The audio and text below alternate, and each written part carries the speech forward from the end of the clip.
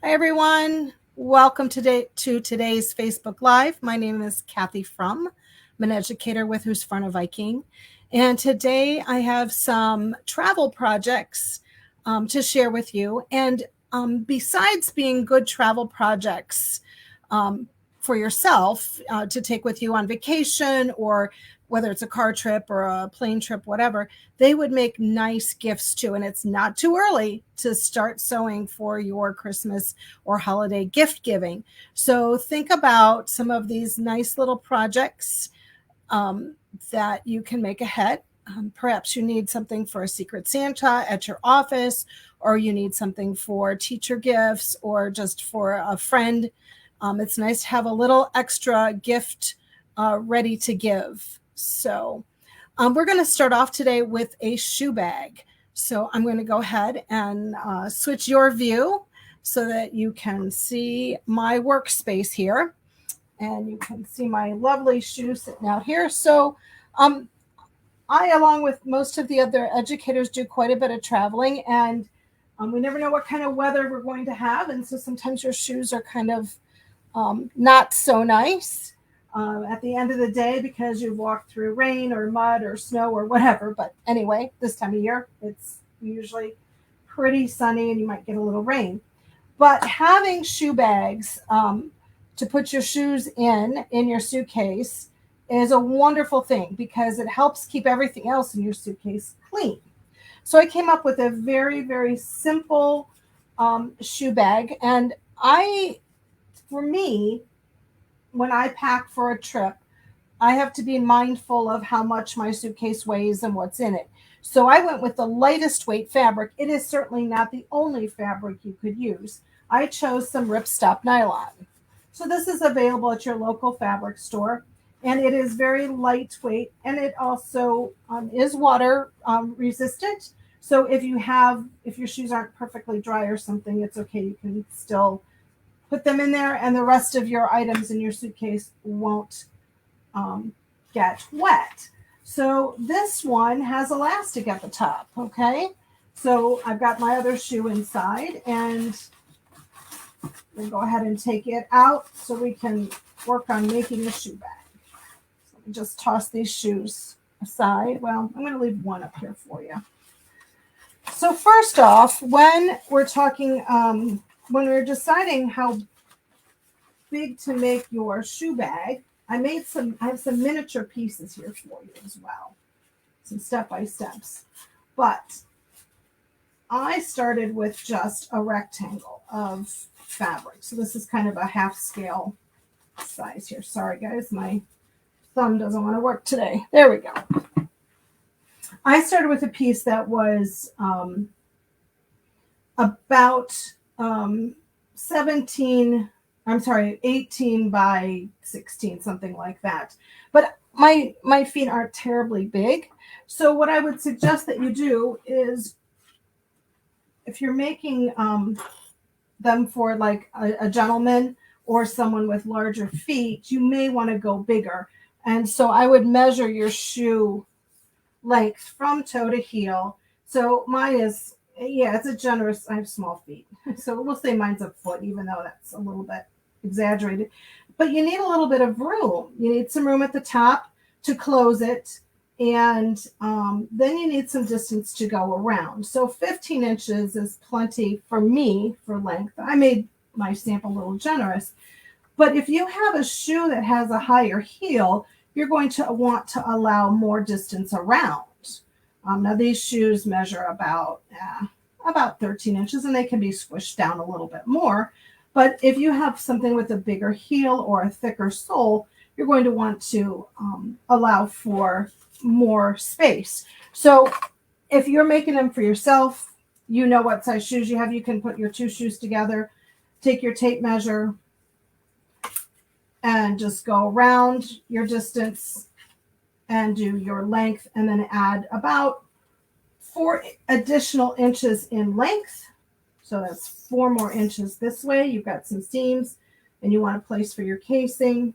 And then I'd allow a little bit of wiggle room, probably about 2 to 3 inches across your width. So remember, you're measuring all the way around your shoes, like so, like this. So this pair is about 18 inches.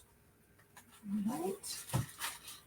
So again, it's a quick and easy project. You do not have to follow an exact pattern. Got a lot of different options that you can do. So first thing was your fabric. I think fleece. We all have so much fleece probably in our homes. And fleece scraps would make great shoe bags because they're nice and soft. They can't scratch anything. As well as just your cotton fabrics would be fine as well. So your choice of fabric type. Okay. So my first step is to take and again, I scaled this one down. So just to make it easier to see on camera and to work with. First thing I did is I have my full rectangle and I serged off the top edge because I don't want it to fray. The second step I did was fold in half. So the serging is at the top. And then I serged down the side seam. Okay. So we have a tube. Okay. Again, quick and easy sewing. If you don't have a serger, by all means, absolutely, you can do this on your sewing machine. I just thought it would be something quick, a quick serge project to do. Now, after you serge your side, then you need to close the bottom. So that's the unserged side. Remember, this is the top. So I just turned the corner and serged off and back down again. If you're a serger expert, absolutely serge down the side, stop, and turn your corner and serge off again. But again, if you want a simple serger project to play with, to try, do it this way. Do it in steps. Side seam, turn, serge off the bottom. Okay. So now you have a little pouch. All right. We're now going to move over to the sewing machine. And I'll take this with me. Let me get myself over to my sewing machine as well. And talk to you a little bit about the setup at the machine. Okay. So because I'm working with ripstop nylon, I want to make sure I'm using the appropriate needle. And ripstop nylon is a very tight, densely woven fabric. So it's hard to snag and puncture. So for my needle choice, I need something that's really nice and sharp. And there are many choices that you can use for a sharp needle. I chose Microtex today. And so here is our Microtex needle. And your sewing machine dealer or local store may have this handy little needle book, this Husqvarna Viking needle guide. And I love this as a reference. It's not very expensive. And it explains how all of our Husqvarna Viking needles are color-coded, where to find online tutorials about needles, and how our packaging, what the information on our packaging means. So also tells you a bit about the construction of the needle eye and the steel it's made of and how the color coding goes. So we now have needle type is color coded along with needle size is color coded, and then some additional information. And then you've got a section, you've got a page for every type of needle. So on the Microtex needle, it tells me what sizes this Microtex comes in, what my package options are. These come in a package of 5, and what the color coding is. It's a black color coding. And it also explains what fabrics that particular needle can be used for. It's also very good for top stitching and precision quilt piecing because it has a very slim, accurate point. And that's why I chose it for my needle today to use for our Microtex, for our ripstop nylon. Now, I also want to show you these little tools that come with your Husqvarna Viking machine. And you know what? This tool here, this is our needle inserter at this end.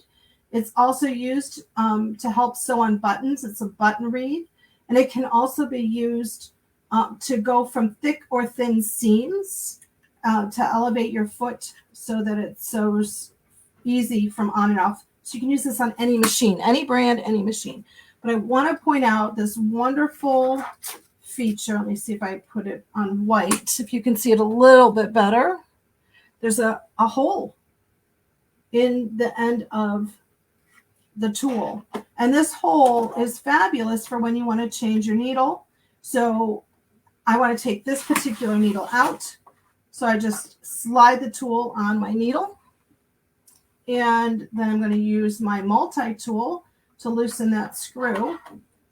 And now my needle is held in here. Now I left my needle threaded on purpose just to give me an extra bit of security, because you always lose them when you're on camera live, right? So you can see how that nicely holds my needle. Now I have already installed one of my Microtex needles, so this is indeed my Microtex needle.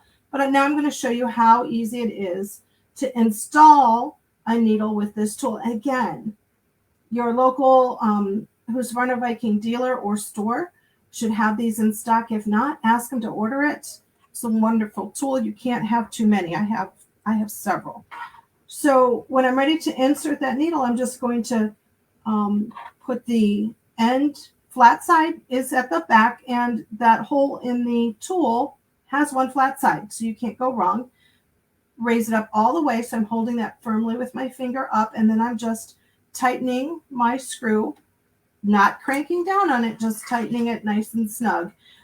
So these two little tools here are a huge help. They do come with most of our Husqvarna Viking machines. The multi-tool you're going to find packaged in with your larger bodied machines where you have a lot of space here. Okay, so just wanted to point out, sometimes we forget to use the simplest things in our toolbox. I'm just going to finish threading my machine by pressing my automatic needle threader button, and my needle is threaded for me. All right. So now back to our shoe bag. So now I have a real size shoe bag here for you, and it's all stitched up just like my little mini one is here. We have to put a casing on now. So I need a place to put my elastic, or you could do a drawstring. A drawstring would require that you leave either the seam open, or you put a buttonhole in it to thread ribbon or cording through. I'm going to do elastic today, so nice and easy. Now, this again, ripstop nylon. It's not the easiest fabric to pin through because it's dense. So I'm using my little quilting clips, my little wonderful clips. The more I use these, the more I love them.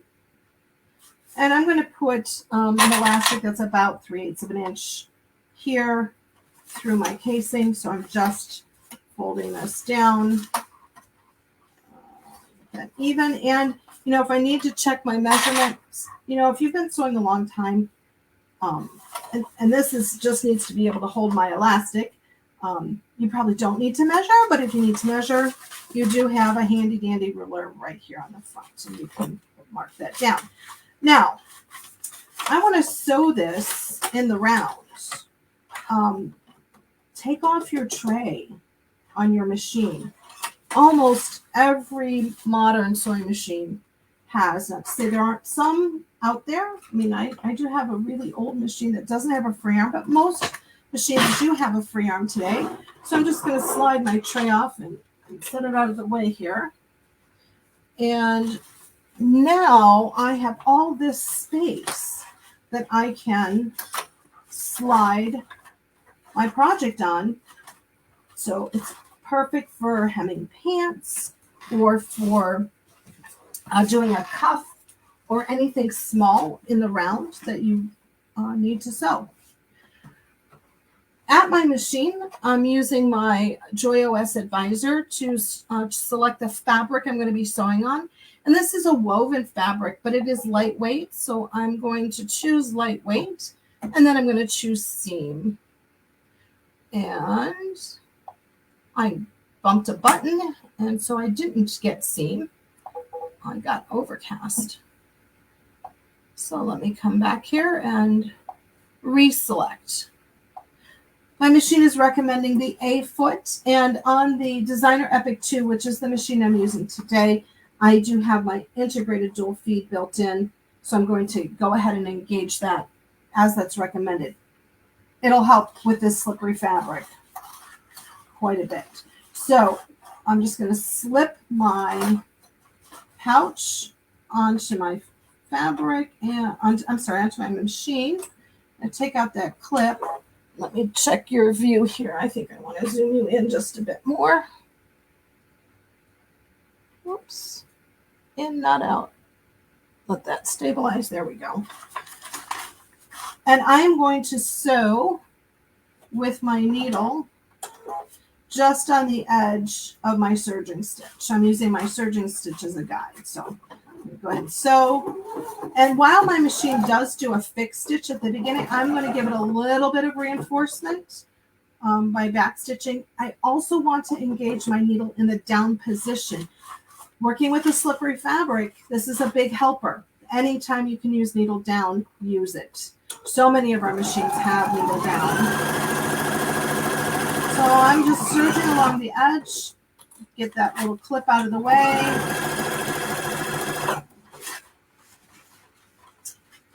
Keep going around.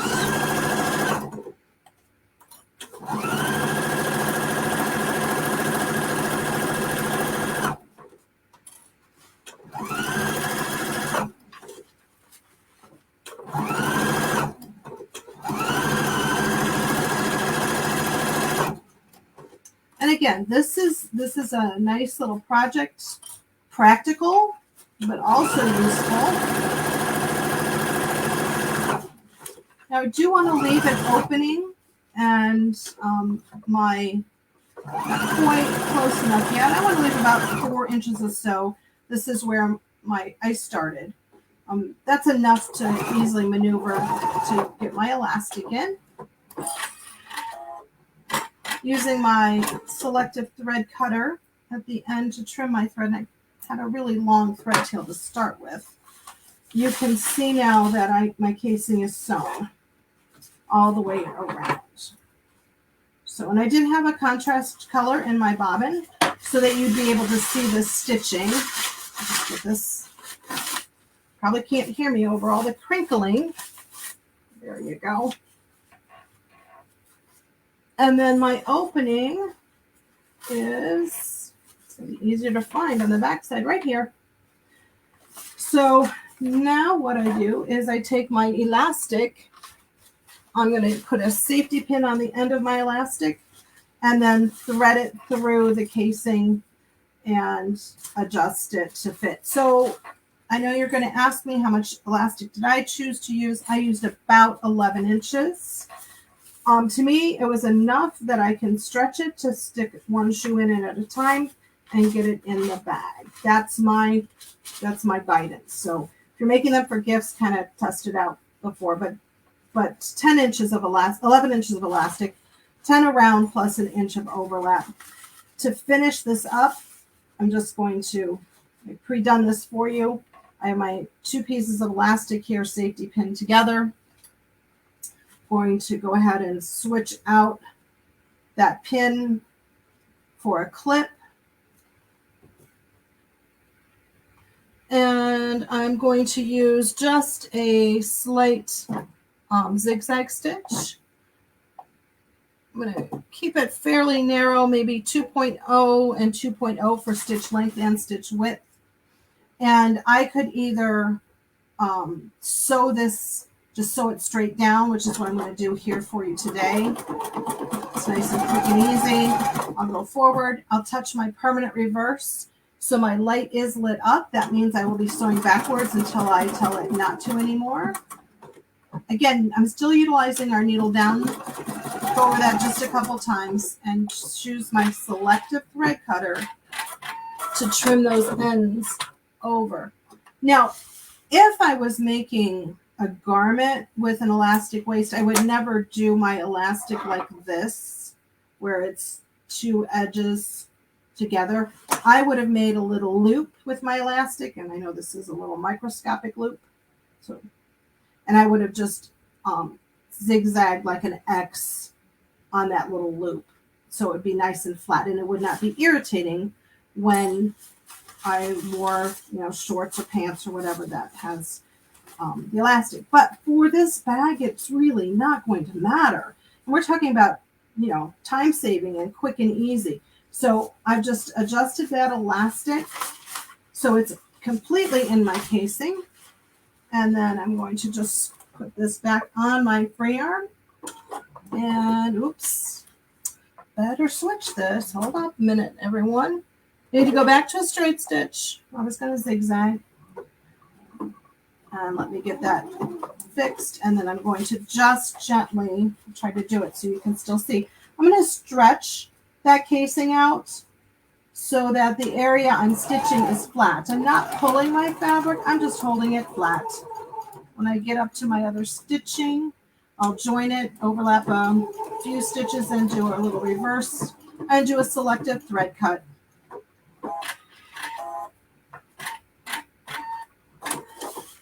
There we go.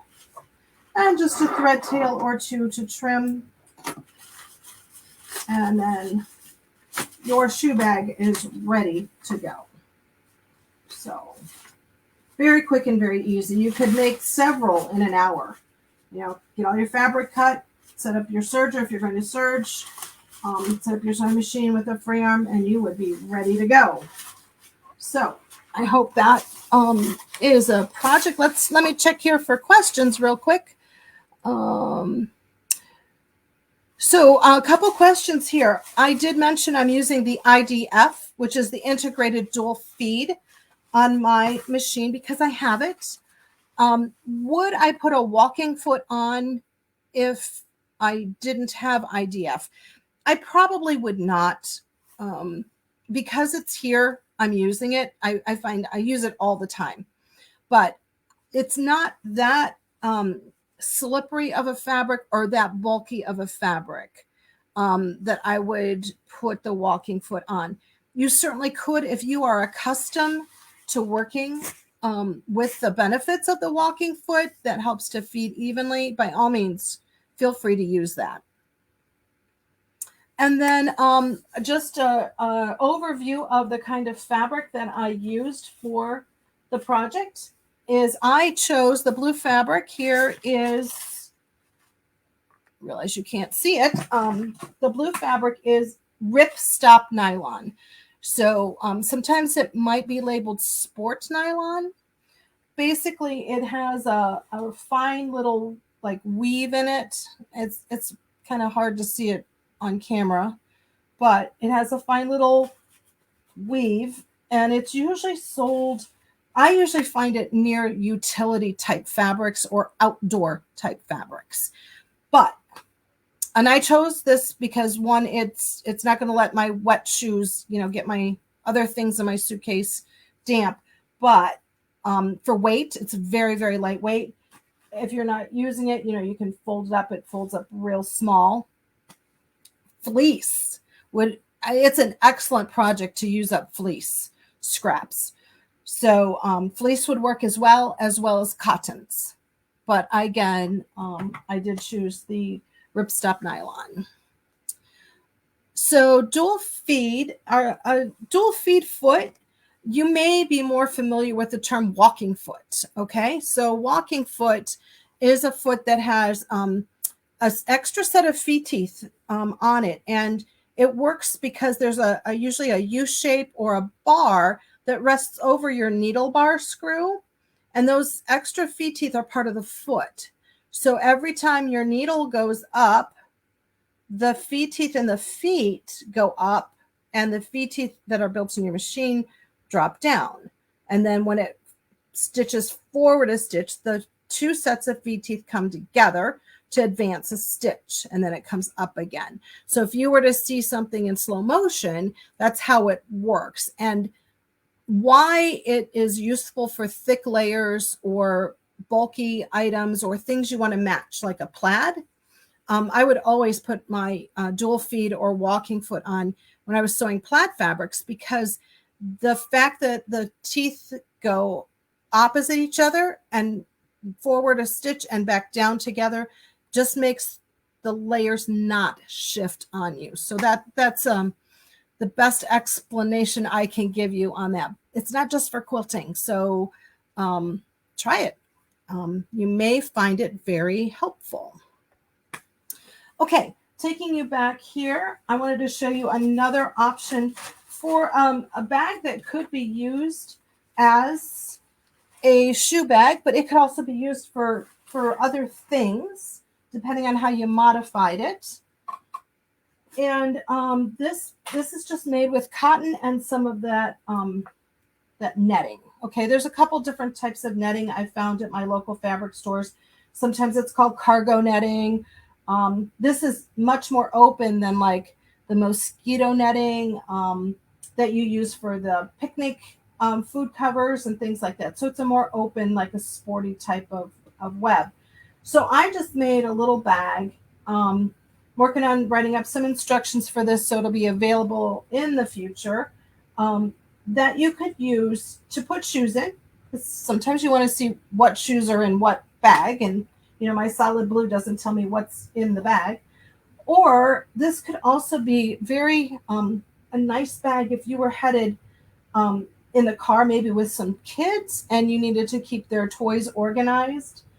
I did put just a little tie on this one, so it can be opened and shut and tied shut. With it being open, the kids could say, oh, I want to get my book out, or I want to get my toy truck out, or I want to get my doll out. Whatever is in the bag, they can easily see what's in the bag. But I think it would work good as a shoe bag as well. So that's just another quick project. Again, it's something I am working on printed instructions for the company, and hopefully you'll see those posted online soon. Okay, so next, let me get my next stack of items for you, because we have multiple projects today. This is a little, oops, left something behind here. This is a little tray that you can put, let's say you're traveling, you're staying in a hotel, and, things roll off of those nightstands. Often they're not very big. They're about the size of my cutting board here, if that. And so, if you like to read at night, you might have glasses that you need to have handy, or you might have some lip balm or something, or you might have your headphones or ink pen or something that you like to always keep by your bed, just because that's what you have at home. And so this handy dandy little tray is a quick and easy gift that you can make to do that. So this version has some snaps on it, but I know that not everyone has a snap gun or a snap attaching. So I've made a version that every single sewing machine out there can do. I'm going to switch cameras in a minute so you can see up close the process of this one. But it has buttonholes, and then it laces up with some ribbon or some cording. The advantage is that it stores flat. So when you put it back in your suitcase, I'll show you on the snap version here, it just opens up flat, and you can throw it back in your suitcase. And when you get to your destination, you can just snap it or draw it closed with your ribbon. All right. Okay, so we're going to come back over. And I'm just going to need to put my tray back on so that I have a little bit more working space for all of you so that you can see. And I'm going to get a couple of things out ahead of time. And I'm going to go ahead and change my thread for you. So I'm going to check for questions while I'm doing that. I think we're good there. All right, so I do love the fact that my Husqvarna Viking machines all thread so easily, so quickly. And cannot say enough good things about the automatic needle threader. Just push that button, and I do sometimes need to have readers to see how to thread a needle, but not with this machine with that automatic threading. So again, I'm going to utilize my Joy of Sewing Advisor on my machine. Because I have it, I'm going to go back and choose a woven medium fabric for my fabric selection. And when you utilize the Joy of Sewing Advisor, some people might refer to it as joyous because it's a lot of fun and it's very joyful to have this. It will select, if you ask it to select a stitch by a type of sewing you want to do, let's say a seam, it will pick which type of stitch you should use based on the fabric you told it. So if I tell my machine I'm going to sew on a knit fabric or a stretch fabric, it will probably give me a different stitch than it will if I choose a woven fabric. It also automatically sets my stitch length and my stitch width if there is a width involved in the stitch. It will adjust the foot pressure, that's how much force the foot puts on the fabric, for my machine as well. So it's going to do all that adjustment for me. So absolutely use those tools that are built into your machine. So to make this little tray, let me see if I can see here. I have some steps already started for you. It's just 2 fabrics plus a little bit of lightweight fleece. And I had some fusible fleece, so I used it. You would not have to. A thin batting, like a warm and natural batting, would work. You don't want anything too puffy because it's a small item, so you don't want it too bulky. And this one is a little bit smaller. This one runs 8 by 6 inches. You can make it a little bit bigger if you have more things you want to keep on your night table. By all means, you can make it larger. Okay, it does not have to be exactly this size. So because my batting is fusible, I went ahead and fused it to the wrong side of one fabric, and then I have placed right sides together. I'm going to start stitching on one long edge, and I used, for my seam allowance, I just used the edge of my presser foot. You don't want a large seam allowance. You probably want maybe 3/8 of an inch, if that. Because again, you don't need the bulk, and a smaller seam allowance works just fine. So I'm going to start here. And again, I'm just going to do an extra little reverse stitch. Even though I have my fix turned on, I want to, that's going to be a stressor point for turning it inside out. Now, I want to take just a moment here to get you in a little tighter. There we go. Because I want to show you at the corner here what I'm going to do. So I have my needle button engaged down. So every time I stop, my needle will be down. That acts as a third hand for me. And it also pivots just a bit so I can adjust things if need be. I'm going to come just shy of the point I want to turn. So I can kind of test it, and I'm like, okay, that's too generous. I'm going to go one more stitch. All right, now I'm going to turn my fabric, not 90 degrees like so, but I'm going to turn it 45 degrees. So you can't see my point of my corner here, but it's like this. So I'm turning it 45 degrees. I'm going to take a couple of stitches on this 45 degrees. So I'm doing 1, I'm going to do 2, I'm going to do 3. Okay, now I'm going to turn my fabric back to being 90 degrees and continue stitching until I approach my next corner. I'm just using my little chopstick here because it's easier. I don't have to have so much of my hand in your camera way. All right, get almost to that point I want to turn. turn 45 degrees. So I'm at this angle here. 1, 2, whoops, 3. Okay, there we go. And now I'm going to stitch, and I didn't take quite the same seam allowance. I did the other 2 corners ahead of time for you, just to save time. We always run out of time on Facebook Lives, so I wanted to save you some time. All right, so, whoops, there goes my chopstick. So right here, I have a second one. Here we go. So right here you can see I kind of exaggerated my angle. When you do this on a corner that you want to turn out nice and crisp, if you stitch a couple stitches across the corner, you'll actually get a more square corner than you would if you just did a perfect right angle. But it's also important to trim that corner well. Okay, let's see. Can you see it any better on this side? Not really. Okay. So let me put this underneath it. There we go.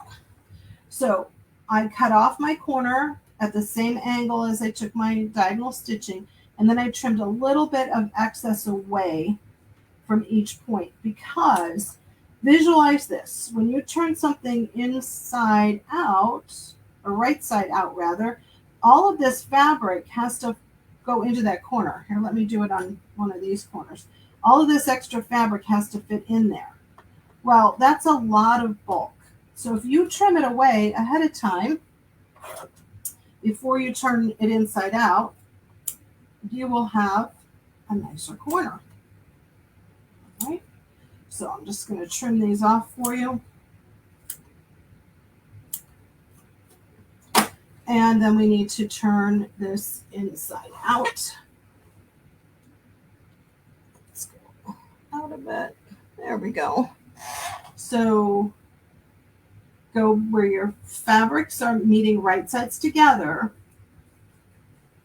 And I take my thumb and I push it in. I kind of fold the fabric around and push that corner out. And then I repeat it on my other corners.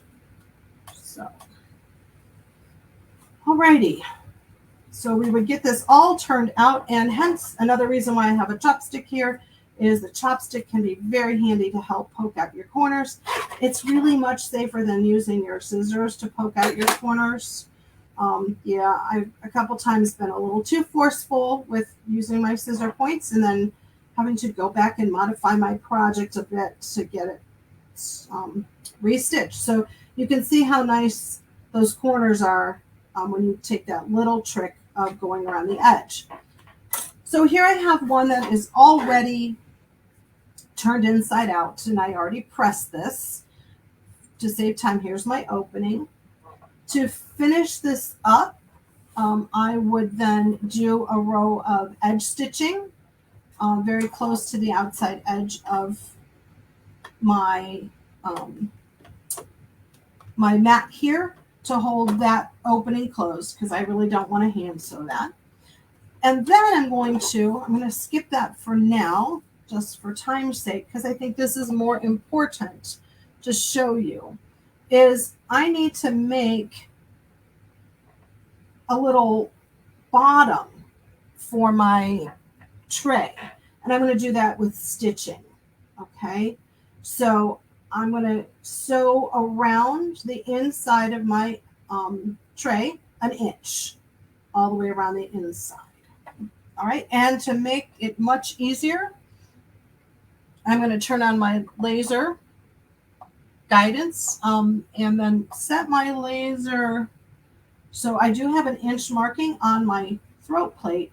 However, I'm going to make this one just a tad less than 1 inch. It's much easier to use the laser. And I'll just start kind of in a corner, because in the end it won't show. And check my stitch length. Okay, I'm good. I'm just going to go ahead and start sewing. And when I think I'm close, I can rotate my fabric and I say, oh, I did not guesstimate that inch very well at all. So let's go forward a few more stitches. Now, absolutely, you could take the time. And if I was making this for a gift, I would go ahead and take tape, and I would mark where my pivot point is going to be. I still need to come out just a couple more stitches.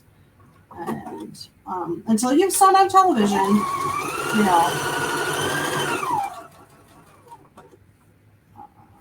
Let's do a few more.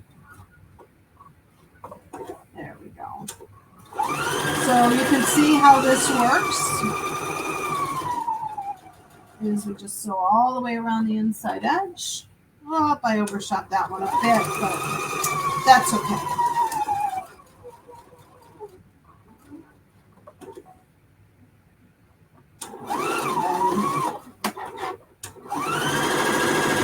As I approach where I started, I have my thread tail here. I'm going to take the time to just clip that thread tail off at the top. It'll be neater in the end. And I'm just lining that up. Now, you might want to use our handy dandy new little magnifier lens set to see a little bit better just how you're going to line that up. So I'm just going real slowly, and then I'm going to press my selective thread cutter while I'm actually stitching. And what that does, it does a tie off for me, and then it cuts. And that magnifier just swings right away out of your way so that you can easily see, have your space back to work in. So we just created our little bottom of our tray. And the next thing we would do, if we're going to do the buttonholes to lace it up, there's 2 buttonholes in each corner. One will go here and one will go here. So you're going to make 8 buttonholes, and you're like, oh my gosh, Kathy, I hate making buttonholes. And I'm like, no, it's not so bad. It's not so bad. With any of our computerized Husqvarna Vikings, we have a wonderful buttonhole foot. It's a sensor buttonhole foot, and it makes perfectly repeating buttonholes. So I'm going to go ahead and get this attached. And while I do that, I'm going to come back just to pick up any questions we have before we move on to making our buttonholes. Alrighty, let's see here. I have my sewing machine at a different angle that I'm accustomed to so that you can easily see what's happening. So it makes it just a little bit awkward for me. All right, let's see. Questions. Size needle am I using? Actually, you know what? I am still using that Microtex needle, which was a size 80, to go through my 2 layers of cotton and my little flat fusible fleece. An 80 is working really nicely. And I have the benefit of using that super sharp needle. That makes it easier to go through. And someone appreciated the tips on the corners. You know what? That is something that I learned. I grew up sewing garments. I grew up in the 4-H sewing program. And at that time, it was all garments. And that's how we were taught to make our collar corners turn out really nicely. So I picked up that tip from there, and I apply it to absolutely everything. Pillows, and if it has a corner, I do that. All right, so let's see. I made a note earlier about my buttonholes because I used a nice small little buttonhole. And I want you to test your buttonhole first. We have a lot of choices in buttonholes. And let me see if I can bring this over. Probably not.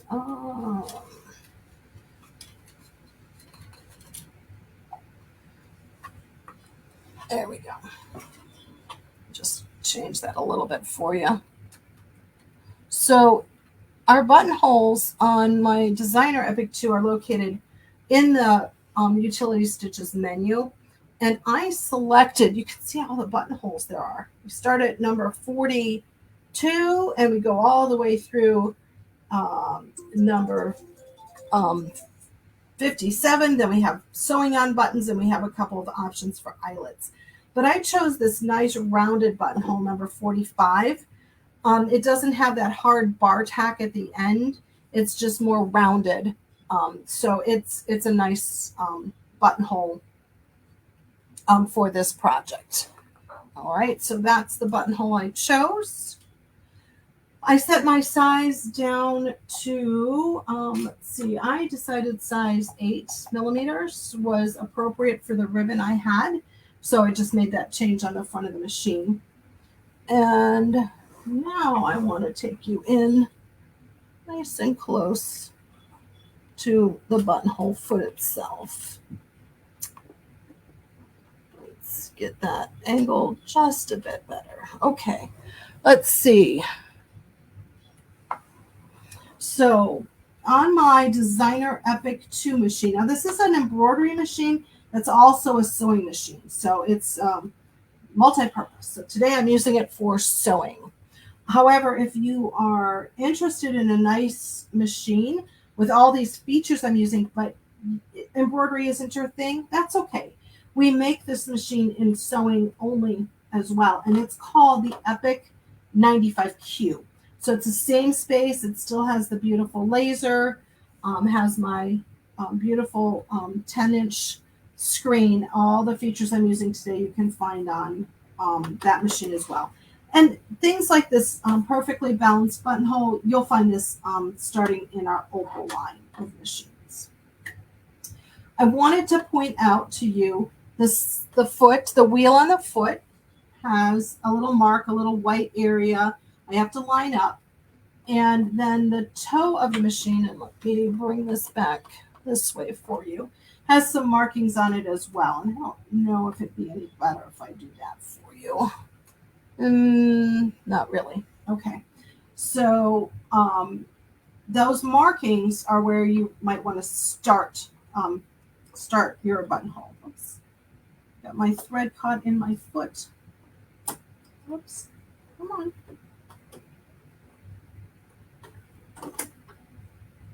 Hold on, thread. You know, it always happens to you when you're live on camera. All right, so like I said, I recommend you make a test buttonhole. So I'm going to just lower my foot, verify my white line is in my white space on my wheel. I like to slow my machine down maybe to just one notch down. And then instead of using a foot control, I use the start-stop button. And it's going to sew each side of the buttonhole in the same direction. When it gets to the end, use the selective thread cutter to trim your top and bottom threads. Now, I do have my top thread is still on top here, but you can make a test buttonhole so you can see that that's the right size for your project. Okay, so it looks like I'm running a little low on time, but I'll make at least a pair of buttonholes so you can see where it goes. And I had already figured out where to line up my foot. I'm just going to put these buttonholes in the corners,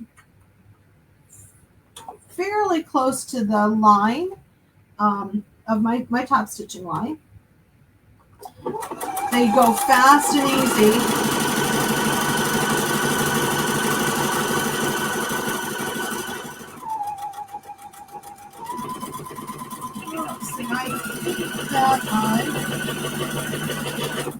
Well, Amy, I did a boo-boo. I started mine too far forward, so it ran out of fabric. That's okay.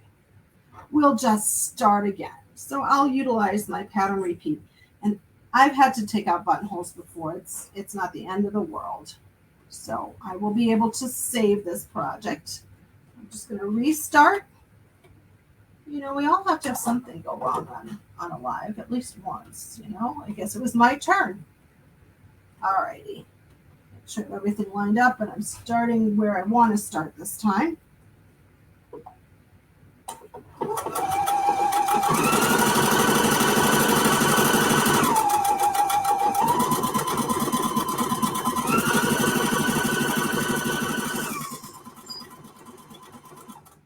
So I want to explain a little bit more about the error I made And the error I made about my buttonhole was I did not have enough fabric for my counting wheel. My red wheel here is like a counting wheel. I didn't have enough fabric back here for it to ride on. So therefore it got stuck and it couldn't move properly because it didn't know it lost its count, so to speak. So that, again, it was a user error. Totally my fault. And we've had this question before, and although it doesn't have anything to do with my project I'm making today, when you want to make a buttonhole in a narrow strap, like think about a bib overall strap or something, you may not have enough width of your fabric, so you need to fake it with an extra piece of fabric or of the same layers like next to it. Like I could have used my extra test fabric and put it behind. Again, it's important it's all the same layers so the machine understands what it's sensing. So there are ways around it. Okay, so you would trim up your threads and then using your seam ripper, or if you have a buttonhole knife, that works really well to cut out buttonholes as well. Some people like to just put a straight pin at the end of the buttonhole across the bar here so that their seam ripper can't like get away from them and go rogue and get everything out. So that will stop your seam ripper from going any further to open that buttonhole up. Okay. All right. So you would open up your buttonholes. Let's come back over here to our finished one. Kind of stretch this out so you could see. So a buttonhole going on each corner. And then I used about, maybe 1.25 yards for this size tray. And then I just fed my ribbon in and out, in and out, all the way around all 4 corners. And then you can just tighten a little bow. And there you have your handy dandy little tray. There's enough space in the middle here. If you had wanted to, you could have put an embroidery or some decorative stitches, or, you can really customize it, especially if you're making these for gifts. You might want to personalize it, whether it's their favorite color in stitching or a monogram or something like that. So, alrighty. Now let's see. Let's check our time. Oh, we're running really, really low. All right. So, sometimes we have ambitious thoughts when we plan our project. So I do want to share with you a quick and easy zipper pouch. So I have a couple different zipper pouches here to share with you. There we go. So this top one is a fun one, and I did not make this. I was given this as a little gift. Could I make it? Absolutely. It's just fun. So if you're a quilter, sometimes you have very interesting markings on the selvages. Tear off those selvages before you cut your strips for your quilting, and then save them. And then you can make your own fabric. So these are just put together like edge to edge, not a seam, but laid next to each other with a little zigzag stitch on a piece of foundation muslin. And just a good way to make a decorative piece. Okay, decorative fabric. So this little simple pouch today is made of a coated fabric. And our coated fabric is sort of like a laminate. It's very flexible. So it's nice if you want to have something maybe for makeup or, things that might, like shampoo and things like that. If you have something that'll leak, that's a nice option. Or you can, of course, just use some quilting cotton, and this just says sewing them's the sole. So you can decorate your pouches however you like. And, okay. So, question or a comment on the tray. Could you do grommets? Absolutely, you could do grommets. You could actually do a button and a buttonhole. The snaps work really well. However, I know not everybody has a snap attachment, and you might not want to invest in a snap attachment just for one project. So I wanted to give you options. Okay, so I want to talk just a minute on our zipper pouch and talk to you about working with laminated fabric. So I have this plaid laminated fabric, okay, and it can be kind of sticky, especially in the humidity. So if you're in air conditioning, you may not experience this when sewing with your regular foot. But if it's at all humid, like it is where I am today, you would probably benefit from using one of the glide feet that are available. So this glide feet, the foot rather that I have on camera now, this is our traditional glide foot. It looks a little bit like your A foot, but it's all white. And on the back, there's a very slick coating on it. Because I'm using the Designer Epic 2 machine, I have a slightly different looking foot that has the cutout allowed for the integrated dual feed to come down in. So that's a lever I bring down. And there has to be a place for that lever to rest. And that's why I have that different cutout. So I wanted to show you what both feet look like. So when you sew on a fabric that has the coating on it, or if it's just a regular vinyl, it is best to use a glide foot. Okay, that's also known as the H foot for our Vikings. It does not come with every machine, but it is available for purchase. Now, my bag has a zipper in it, and I'm sorry, but I'm not going to be able to install a zipper, even with my 37 needle positions with the H foot. So machines come with these little sticky glide plates. This is what one looks like. And I can cut it to size and put it on any of my other feet to turn it into a glide foot. So here I cut a little piece off of my glide plate. I have a couple glide plates. And I attached it, I stuck it here to my zipper foot. That's going to make it a little bit easier for me to use my zipper foot on the top edge of my fabric. So let me just get things set up here, make sure I'm back in a straight stitch for you. And I have already stitched one side of my zipper in place on my fabric. So just stitched this side down. Now here, I really wasn't too concerned about anything gliding because I'm working with the uncoated side down and I'm working with zipper tape on top. But what I am concerned about is now I want to sew, I can't press this vinyl. This coated fabric doesn't press very well. I can finger press it, but that's about it. And so I want to be able to sew this. So this is where my glide plate or my glide sticker that I put on top of my foot makes a world of difference. So I'm just going to take the time to show you this real quick. Make sure my needle's lined up where I want it to be.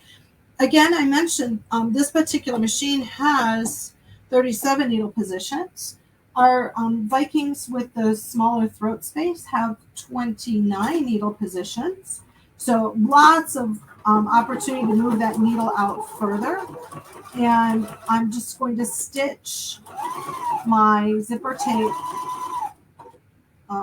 down to the edge of my vinyl, and it's making life, it's actually working pretty darn good here to stitch this. I think I wanted a little bit longer stitch length for vinyl. Should have gone in and set my sewing advisor. And whoops. There we go. Whoops, and now I'm getting stuck here. All right, we reached the end. Let's cut it. There we go. And so that's going to hold that down a lot easier. Okay. I do have in fabric, I do have a little setup for you of stitching your zipper tape down. So if you wanted to line your fabric, you could line your bag and sandwich your zipper between your front and your back. So sew it all down on one side and then repeat for the other side. Just make sure, unless you want it to be different, that you sandwich things in the same order. So I would put my right side of my fabric to my zipper face side. Just use a quick clip here and talk you through the rest of this. And then my lining piece needs to be a sandwich. Okay, so I'm going to put it right side together. So you can see here I have my outer fabric, which is my solid, my zipper, and then my lining fabric. And we'll go ahead and clip this at this end. And do a couple more clips just to hold this in place. And then I would sew that in place, and I would have my zipper pouch. I already turned this one inside out for you. So let me get it unturned so that you can see how that works. Once you have your pieces stitched, then you're going to open them up right sides together. So outer fabric to outer fabric, lining to lining, and then you're going to stitch around. On the lining side, leave part of the bottom open so you have a place to turn. Okay, this is my turning spot here. Also, very critical that you leave the zipper partially open or you will never be able to turn out your bag. So go ahead and then turn everything inside out and use your chopstick to poke your corners out. And there you have a little zip bag. So, alrighty, I'm going to go ahead and come back to you because our hour is up. And I want to make sure if we have any other questions. I think I did cover the grommet question. Absolutely. You could put a grommet in there.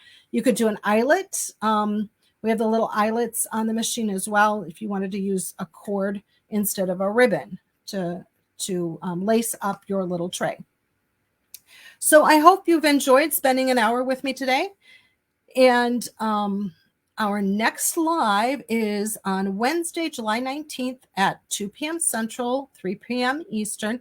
And it is with Karen Charles and Meredith McClanahan. And they're going to be doing a battle of the machines. And that they're going to do things on the sewing machine and then repeat the same things on the serger and vice versa. So they're going to work on different techniques and show you how to do it on a sewing machine and how to do it on the serger. It sounds like a lot of fun. So please join Karen and Meredith next, July 19th. So that's in 2 weeks. And then we have a My Sewnet Live coming up next week. And that's on the 12th. Again, same time, 2 p.m. with Meredith McClanahan, creating an in the hoop pouch with word sculpt designs. So you'll be able to see another pouch being made. So have a great day, everyone. Thanks for sharing your time with us.